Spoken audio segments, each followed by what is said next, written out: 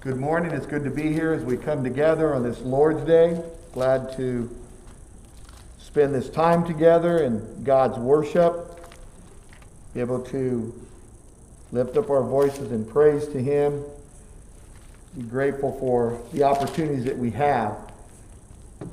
We received a phone call this morning from Lily, and her daughter Tricia passed away this morning at 7. Tricia's been struggling with cancer for some time now, and this wasn't something that was unexpected. But please keep the family, Lily, and her children in your prayers as they deal with this. It's even more difficult because where Lily lives, to get out and be able to go visit and be with people is difficult because of the lockdowns that they have in some of these facilities. And so she's really concerned that she won't even be able to get to go to any type of memorial service or funeral, which that's happened quite a bit lately. So let's keep her in our prayers and the family in our prayers as she deals with the loss of her daughter at this time. Let's go ahead and turn into our Bibles to Ephesians chapter 6. Ephesians chapter 6.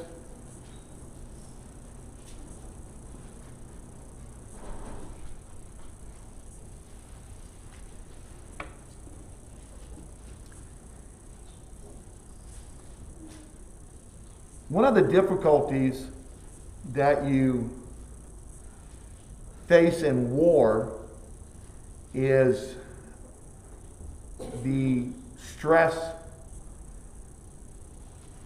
that comes upon you because of long-term combat.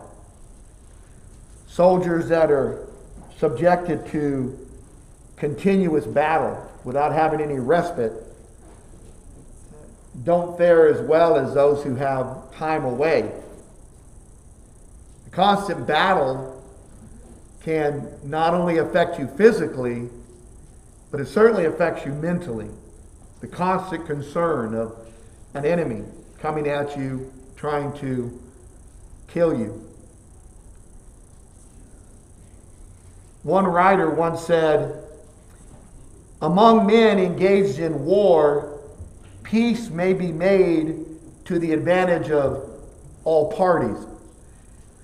But in the spiritual warfare, there is no peace.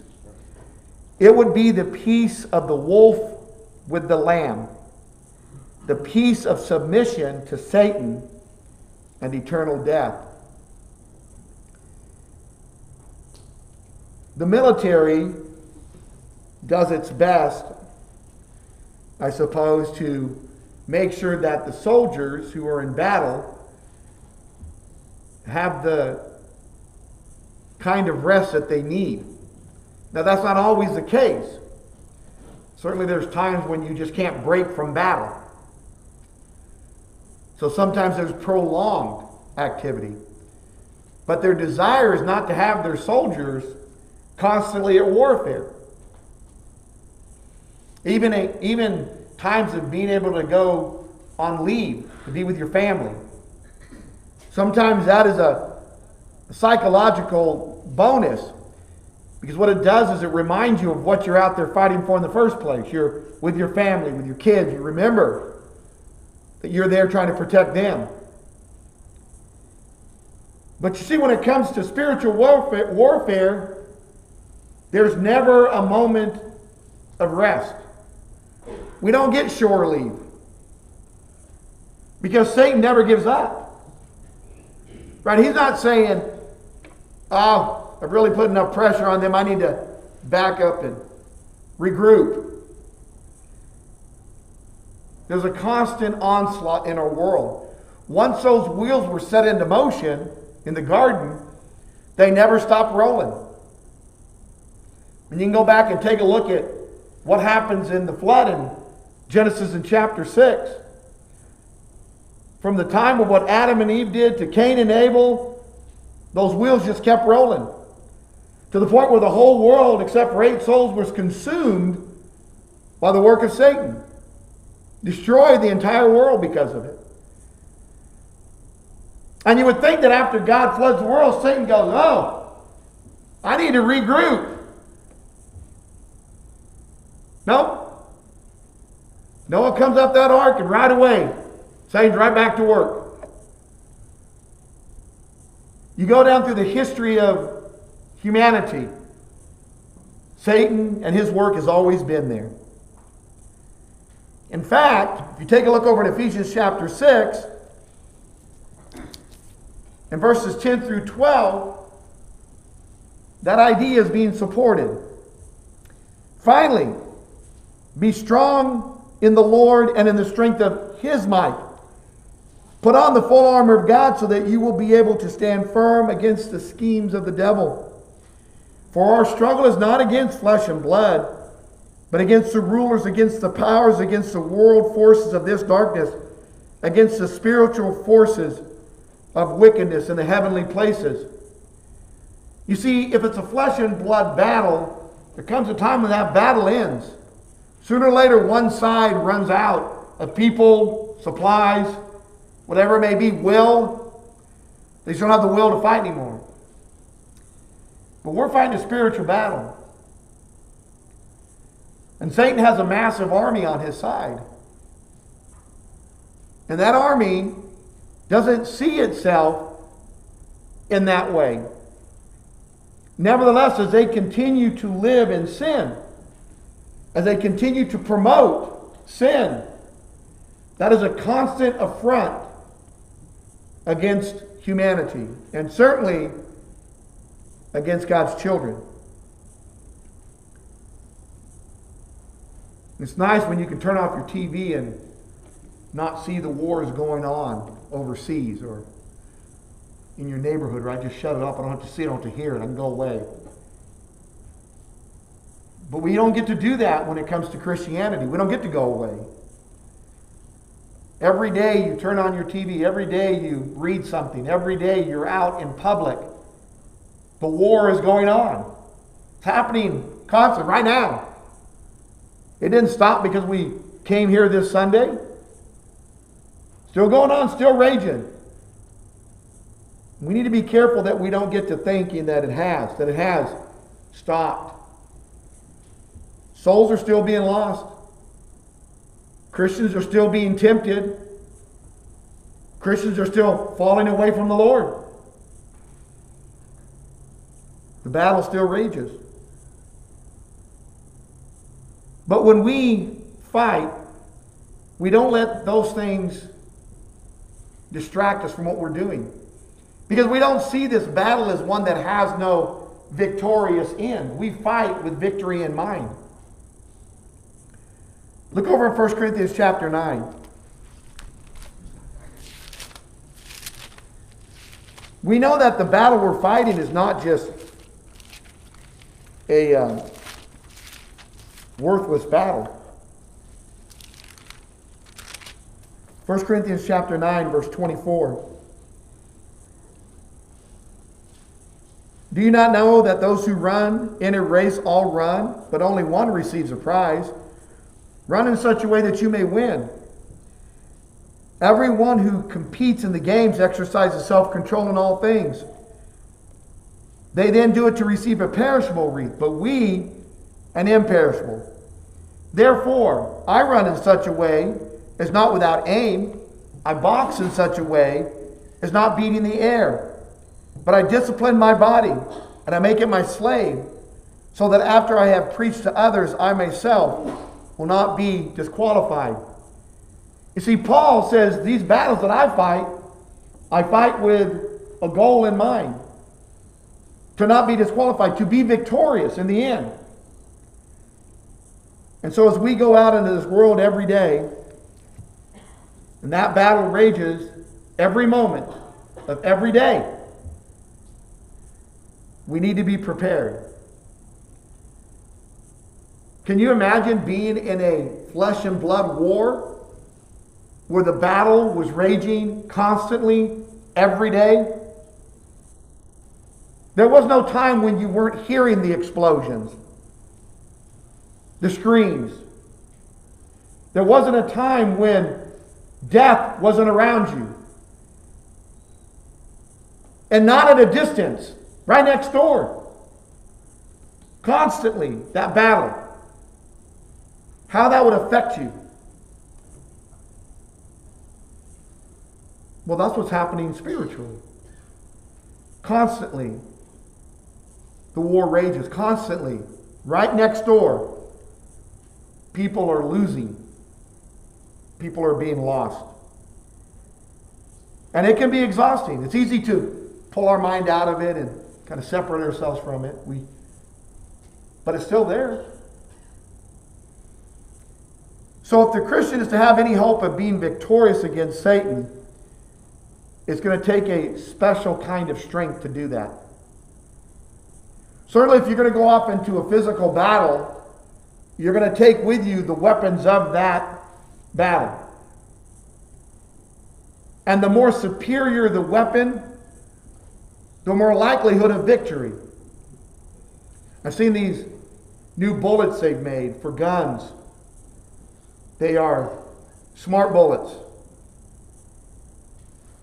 Guy is leaning out from a wall, shooting at you. Leaning out and shooting at you.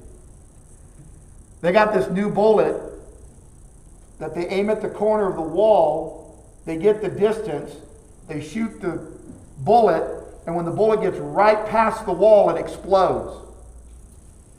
You can't even hide behind a wall anymore. You want to win the battle? You have to have superior firepower, superior willpower. This battle that we're fighting as Christians takes superior armor. We can't fight it with as commonly used, because we're not fighting a common enemy, at least not one who can't affect us. In fact, it's too easy to lose this battle. Too easy. So we have to have something that's going to enable us to not only prevent ourselves from being injured, giving up, but from losing completely. And so what Paul tells us to do is to take up the armor of God. The full armor of God.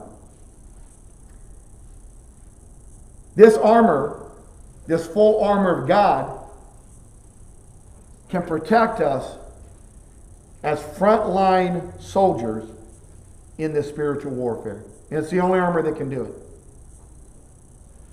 If it's flesh and blood, we've got other instruments for that. But that's not what we're fighting. And you see, that's why so many people lose the battle. One, they don't know about the armor. Or two, too often Christians who know about it don't utilize it. It does you little good to be in a physical war, having a weapon next to you that can destroy your enemy, and what you're doing is throwing rocks at them. Why are you doing that? You need the weapon to combat and defeat them. It doesn't do us any good to have this armor to protect us and then not use it. We need to put on this armor of God. But first, though, we need to understand what it is. What this full armor is. Go back to Ephesians chapter 6.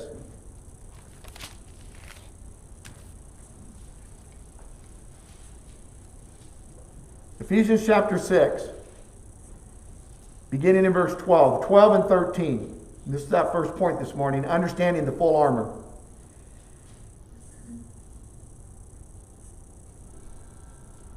Paul writes, "For our struggle is not against flesh and blood, but against the rulers, against the powers, against the world forces of this darkness, against the spiritual forces of wickedness in the heavenly places. Therefore, take up the full armor of God, so that you will be able to resist in the evil day, and having done everything to stand firm therefore." I don't necessarily like the way they break it here. It seems odd that it says, having done everything to stand firm, period. Stand firm, therefore, having done everything to stand firm, therefore. So what is the armor that protects the Christian from the vilest of foes, because this is the vilest of foes. I mean, consider that in a physical war, you can lose limb, right? You can have bodily harm come to you. You can even die. But this foe is not after your flesh and blood. This foe is after your soul. This foe knows full well that he's on the wrong side. This foe knows full well that there is a God, a supreme being, and he is fighting against him, knowing he cannot defeat him. Yet, he continues to pursue. What kind of individual does it take to know that you are losing, you will lose, you have lost, and you just keep destroying? You see, that's what Satan does. So what is the armor? Paul says that it's the full armor of God. The word here for full or whole armor is the panoply. We sing a song, The Panoply of God. Panoplia is the Greek word for it. It refers to being fully equipped as a heavily armored foot soldier. A heavily armored foot soldier. The armor that a foot soldier would wear had dual purposes to it. There were some parts of the armor that were used for attacking.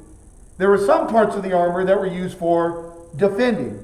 And sometimes, if you were creative enough, you could use a defensive one as an offensive one. For example, if your gun stopped working and you were in hand-to-hand combat, you could take that helmet off and use it as a weapon. It's heavy enough.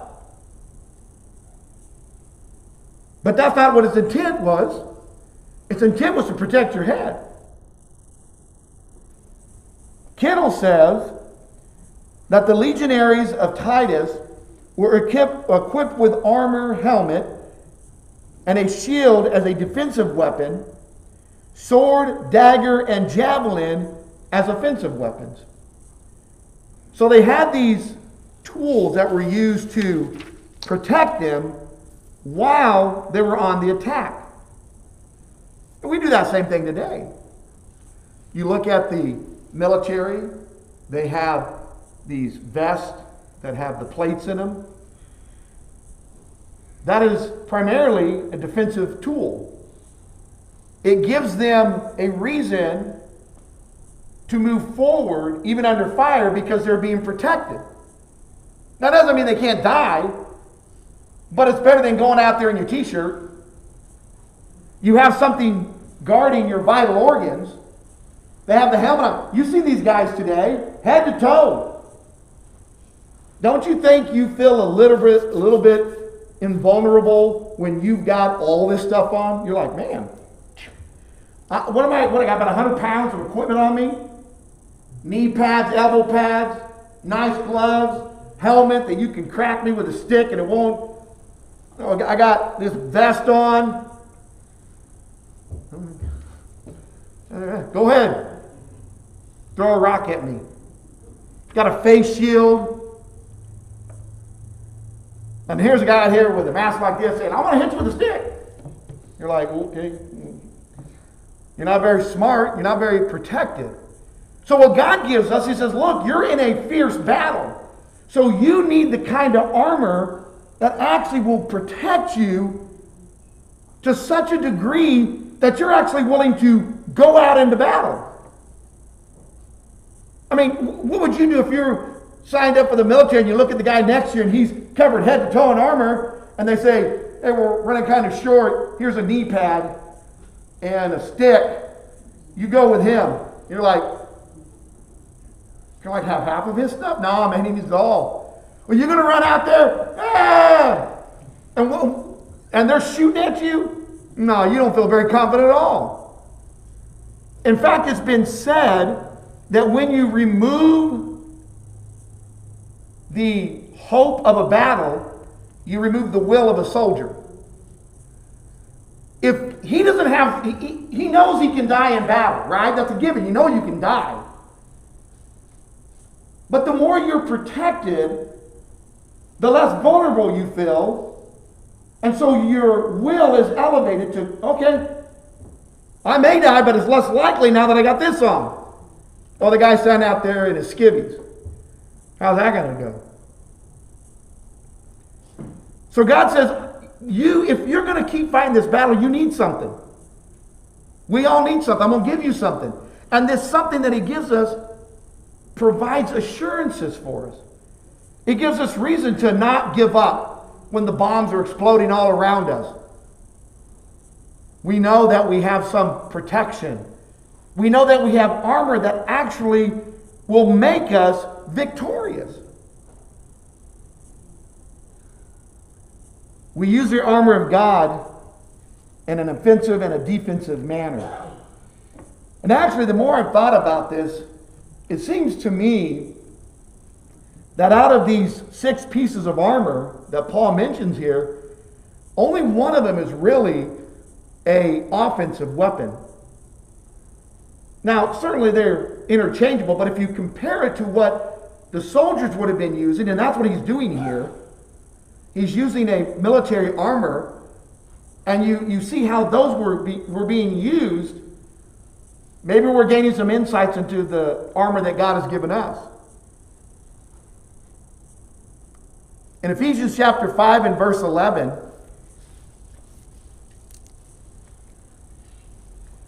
Ephesians chapter 5 and verse 11, we're told not to participate in the unfruitful deeds of darkness, but instead expose them. That's offense and defense. 1, you don't participate. 2, you expose. So when you look at us as Christians, it's not just enough to defend yourself. We have to be on the advance. It's not enough to advance, but not defend yourself at the same time. So to understand why this armor is so necessary, we need to understand something about the battle that we're fighting as well. There are different types of battles. We know that. And each battle requires different types of weapons. Paul refers to our struggle in verse 13 of chapter 6 as a struggle in the evil day. Therefore, take up the full armor of God so that you will be able to resist in the evil day. The phrase is similar to saying last hour. And according to Hebrews chapter 1, the last days, the last hour, is a battle that we've been fighting since Christ went to the cross.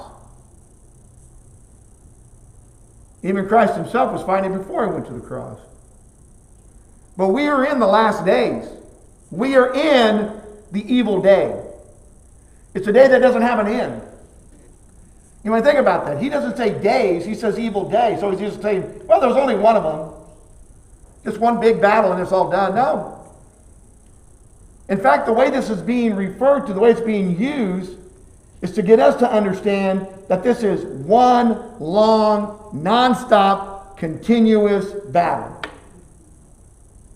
And it's evil.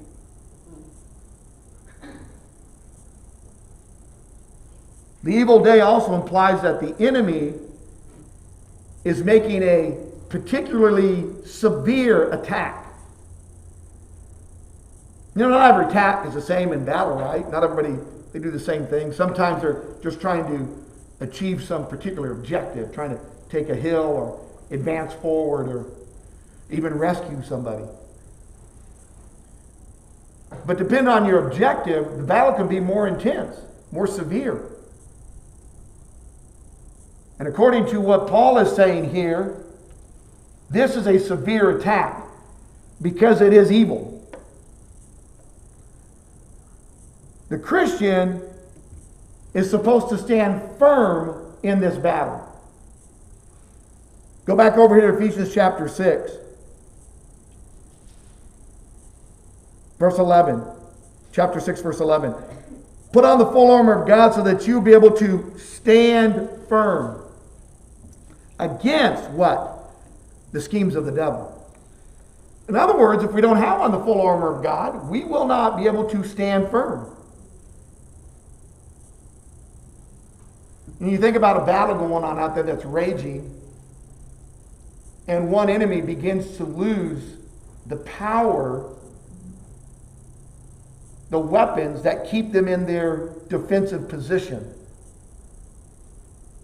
The other side is advancing, because as they are advancing, they're taking out certain weapons that are protecting these people. Pretty soon the other side runs out of ammunition. They can no longer stand firm. That's when you hear, retreat! Retreat! We're out of here. We're overwhelmed. There's too much power. But with all the devastation we see out there in our world today, with all the sin that is taking place, all the lives that are lost in this battle, there is never a reason for us to retreat. Never. Because he gave us the full armor of God that allows us to stand firm. It doesn't matter what Satan throws at us. He doesn't have the tools to defeat us if we put on the full armor of God. Now, if you don't put on the full armor of God, he's got exactly what he needs to defeat us. And that's why we're told over here in verse 11, put on the full armor of God so that you will be able to stand. Without it, you won't. There are times when a war slows down, and then there are times when the battle rages for weeks, months. Christians are always in the latter. We are in the battle that is constantly raging. We fight a constant barrage of wickedness. You say, well, there's times I go to my house and I get away from it all. Yeah, but the battle's still going. It's still out there. It's not as if because you went to your home and all of a sudden said, well, let's stop. James went home, so there's no more trying to get people to be lost and sin. Next time James comes out of his house, we're back on it. No. And when you go to bed, you may lay your head on that pillow and sleep at night, but when you wake up the next morning, that battle's still there. In fact, it was going on while you were sleeping. And you get up the next morning and go, oh, all right, victory. Satan finally gave up. Well, there's a day when that's going to happen. That's when the Lord returns. But until that day, every day, there will be a constant barrage of wickedness from all directions. From all directions. You hear, if you watch into these war movies, you hear this idea about flanking positions. If you understand what that is, you understand how important it is. Because you flank to get behind. You have multiple fronts then. You're not just attacking each other face to face. Now they got to worry about somebody over here, which means they've got to split their army and they got to attack this side or protect this side while they're attacking this one. And when they split their army, they have smaller armies trying to fight these foes. And if these foes are greater number, you defeat them that way. Go back and look at the Battle of the Bulge. When you have Germany being surrounded. And they made one last ditch effort to push up the middle to get out because they knew as long as they were surrounded, they were lost. Nothing could get in and they couldn't get out. Now all the enemy had, we weren't the enemy, all allies had to do was just keep moving in. Well, when it comes to Satan and his attacks on us, he's not just doing a frontal attack. Hey, I'm Satan. I'm here to attack you. Just so you know ahead of time. Showing up, give you a little knock, a little warning. Satan's like this. You're like, where'd that come from? You didn't see that coming, did you? He's the guy that smacks you in the back of the head. And you're like, whoa. How'd I end up here? Why am I doing this? How'd I find myself in this place? Well, God's armor, and we're going to take a look at this, not today, next week, we're going to take a look at this. But God's armor, the way it's described and compared to the Roman soldier, is a 360. You have the means to protect you, head to toe, back to front, left to right. That means whatever direction Satan's coming from, you're protected. Because he's going to come at you through your family. There's one direction. He's going to come at you through your mate. He's going to come at you through your job. He's going to come at you through your own lust. He's going to find whatever way he can, through whomever he can, to get to you. And it's not just an in-your-face attack. In fact, oftentimes when we hear about the attacks of Satan, they're referred to as him secretly coming in. In 2 Peter chapter 2, how they secretly introduce heresies. They don't come in like, hey, we're here to teach you a bunch of false stuff. Just want to let you know ahead of time, we're going to be lying to you. We're going to be teaching you stuff that's not what God wants. So, just so you know up front, we're being honest. You're like, yeah, why would I trust you to be honest? You're a liar. In fact, over here, verse 11, they're referred to as schemes. The schemes of the devil.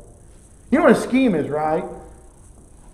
It's a way of manipulating people and moving people in a particular direction to get a particular result. In this case, not a good one. It's a scheme. It's a way to make you feel like what you're doing is right. Then you open your eyes and say, oh man, this isn't what I thought it was. How many times have people done that with sin? Find themselves in a position of sin, and then one day they open their eyes and they go, this isn't what I thought it was. I was being told all along, it's like this. Oh, it's a great life. You're going to love it. Drink this, snort this, smoke this. It's all good. Go sleep with that. It's all good. Go steal that. Go shoot that. Go rape that. It's all good. You have a great time. It's going to give you everything you want. How many people sitting in prison going, he didn't give me anything I wanted? How many people every day get out of their bed looking at their lives saying, this isn't what I want. This isn't the way. What'd you expect? You expect the schemes of the devil to end up good? Because he's not looking out for your best interest. You're just a pawn in his game against God. The attacks that come, they will come with force, the force of the devil. He'll have his army behind him, around you. And we have to be prepared to fight. The armor that God gives us is an armor that's intended to be used in close combat. And we'll break this down next week. But we are not in a long-distance battle. We are in hand-to-hand combat. In fact, when you take a look at the armor, it's for hand-to-hand combat. That means we are going to be attacked directly.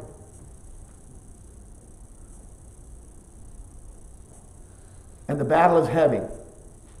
And so what does God provide us with? He provides us with the heavy armor of a foot soldier. Because that's what we are. We're soldiers of Christ.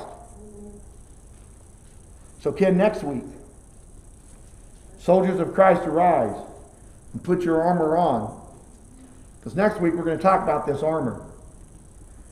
Realize that there is a battle going on out there. It's a battle that involves the schemes of the devil. It's not a battle of flesh and blood.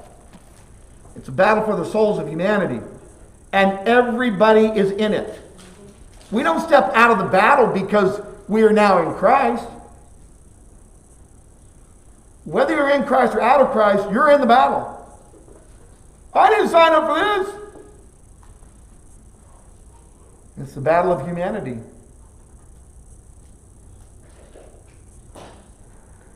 Saying that you didn't sign up for this battle is like saying I didn't sign up to be born. Yeah, but you're here. It is what it is. So you need to decide where you want to end up. You can choose to side with Satan, but he's already lost. I don't know anybody who would be foolish enough to say, I know that this company is already headed to failure, but I'm going to leave this company that's secure and go work for that one. I know they're filing for bankruptcy, but I think I'll go work for them. I know that these people, this team over here always loses, but I think I'll go sign with them. Why would you do that? Why would you stay with an enemy that cannot win? God is, and knowing that there is a side that you can be on that is victorious in Christ. And that's been given the armor needed to stay victorious.